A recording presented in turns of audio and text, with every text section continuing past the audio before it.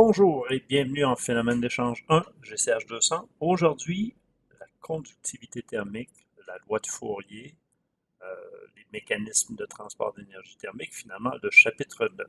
Donc, ce chapitre-là va être assez similaire à celui au premier chapitre, puisque le premier chapitre traitait d'un problème qui est analogue, c'est-à-dire la transmission de la quantité de mouvement par la viscosité. Ici, c'est la transmission de la chaleur par la conductivité thermique. Comme on a fait dans le chapitre 1, si on met une plaque à une température, une autre plaque à une autre température, et qu'entre les deux, il y a un solide conducteur de chaleur, on peut écrire cette expression-là qui est la quantité de chaleur par unité de temps, donc le wattage, divisé par la surface, va être proportionnel à la conductivité thermique multipliée par la différence de température sur la distance. Bon, on reprend cette expression-là, on l'écrit de façon différentielle, ça nous donne Q dans la direction Y est égal à moins K dt sur dy. Vous voyez, donc c'est exactement le même schéma que l'on a vu au chapitre 1. Donc, vous voyez, ici, il y a une petite différence avec le chapitre 1, c'est que Q n'a qu'un indice, c'est un vecteur. Q, le flux de chaleur, qui est des watts par mètre carré, autrement dit des joules par seconde par mètre carré, c'est un vecteur. Il va avoir donc trois composantes de la dérivée de la température qui vont être associées à trois composantes du flux thermique, au lieu de 9 dans le cas de la loi de Newton, ce qui nous simplifie quand même un peu la vie. Donc, la loi de Fourier, c'est celle-ci, et la loi de Fourier est un peu, pas mal, analogue à la loi de Newton. Donc, on voit ici les trois composantes. On peut l'écrire de façon explosée comme ça, avec les trois composantes détaillées, ou sous forme vectorielle, en utilisant le nabla, qui signifie, en fait, c'est un opérateur qui signifie la dérivée par rapport aux trois dimensions. Donc, Q, c'est un vecteur qui est proportionnel à la conductivité thermique et qui est proportionnel au gradient de température. Fourier a trouvé ça il y a un peu plus d'une centaine d'années. Comme on avait défini la viscosité cinématique en divisant la viscosité par la densité, on définit un peu l'équivalent de ça pour la chaleur. Donc, on définit alpha, qui va être K, cette fois-là, pas seulement divisé par ρ, mais divisé par ρCp. K divisé par ρCp, c'est la diffusivité thermique. Et faites un petit exercice, retournez voir les dimensions de nu, la viscosité cinématique. Vous allez vous rendre compte que c'est les mêmes unités que K sur ρCp que alpha. Donc, c'est des mètres carrés par seconde. Ah ben tiens, on a tout de suite l'idée de dire, ben, si on faisait nu divisé par alpha, ça sera un nombre sans dimension. Eh bien oui, il y a quelqu'un qui a pensé avant vous, M. Prandtl, qui a pris donc la viscosité cinématique, qui l'a divisé par la alpha qui est la diffusivité thermique. Ça donne un groupe sans dimension qui est Cp massique, mu sur K.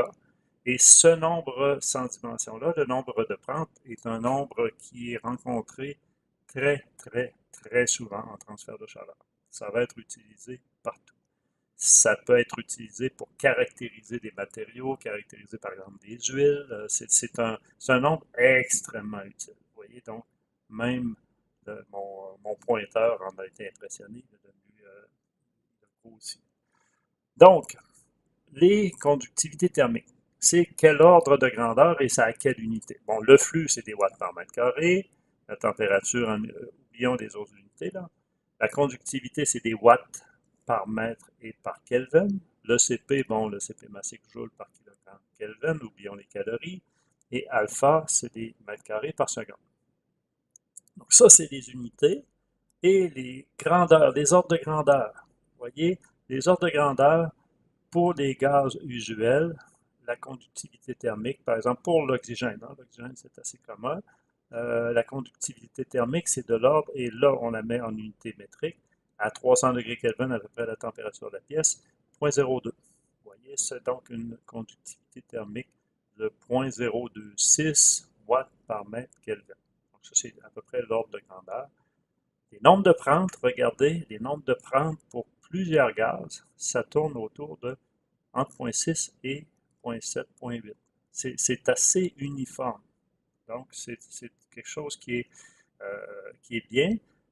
Ce que ça veut dire, c'est que si vous avez un gaz, par exemple, et que vous ne connaissez pas son nombre de Prandtl, ce que vous allez faire, c'est que vous allez supposer à peu près 0,7. Vous ne serez pas très, très loin de la réalité. D'accord? Donc, les conductivités thermiques des liquides et des solides, ben, d'habitude, on va trouver ça dans des tables. Donc, qu'est-ce qu'on va faire pour calculer ces conductivités thermiques-là? Vous doutez assez bien, si vous avez suivi jusqu'à présent, qu'on va aller se servir de thermo. Mais bon, il y a une bonne raison, parce que le graphe ici que l'on voit, où on a la température réduite, la conductivité réduite et la pression réduite, est un peu moins utile que celui du chapitre 1. Un peu moins utile parce que lui, il sert vraiment uniquement pour les substances monoatomiques. On avait dit que c'était ça aussi au chapitre 1, là, mais en fait, ça s'applique quand même assez bien aux substances pas monoatomiques. Mais pour la conductivité thermique, non, malheureusement non. Donc, pour calculer les conductivités thermiques des liquides et des gaz, on va se servir de thermo, un point c'est tout. D'accord? Donc, oublions ça, la conductivité des gaz, conductivité des liquides, allons chercher thermo. Donc, c'est un chapitre qui va assez vite, hein, comme vous le voyez. Conductivité des liquides, oubliez ça. Conductivité des solides, on prend des tables. On n'utilise pas de méthode de calcul. La conductivité des solides composites, ça va ressembler un peu à ce qu'on a vu dans le chapitre 1 aussi, où on avait une viscosité effective sur mu0. C'est pas Einstein cette fois-là, c'est Maxwell, un autre géant des sciences, là, qui a trouvé cette expression-là. Et on peut, après Maxwell, il y en a d'autres qui ont copié le travail de Maxwell. Et on utilise ces expressions-là habituellement pour calculer la conductivité thermique des mélanges de solides hétérogènes. Donc, ça, habituellement, ça va couvrir pas mal tout ce qu'il nous faut dans le chapitre 9.